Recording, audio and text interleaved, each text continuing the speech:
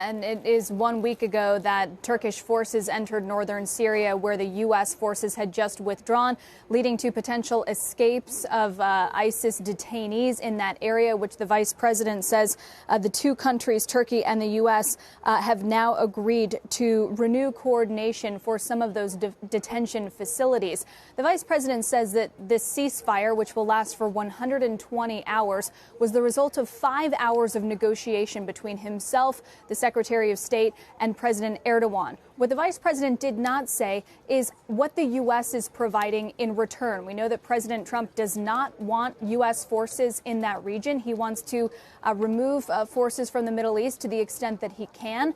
And we know that he has threatened to obliterate the Turkish economy as a result, and has suggested he would increase tariffs on Turkish steel to 50% from 25%, which he lowered just back in May. Pence did not say what the U.S. promised Turkey in return for its commitment to stop the fire that it began just 1 week ago. But the vice president and the Secretary of State are both traveling with many members of the media, and we expect that that is going to be, if not the first question, then one of the key questions that will be asked. And Kayla, one thing that the vice president has said is that the U.S. has agreed to withdraw economic sanctions after the implementation of this deal. Obviously, that's a major piece of news.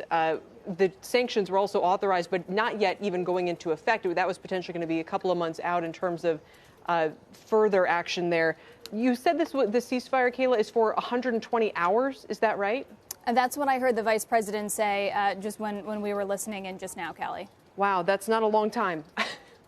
And certainly there are details to work out, and this was potentially at the behest of many Republican lawmakers on Capitol Hill who had raised significant concerns about the president's very quick decision to remove those forces without consulting anyone on Capitol Hill, and the perceived abandonment of Kurdish allies, who the president yesterday called no angels themselves. So there is definitely a lot of sighs of relief, not only those Americans that the vice president just mentioned there, but also Republican members of Congress who had been raising concerns directly to the White House themselves, too.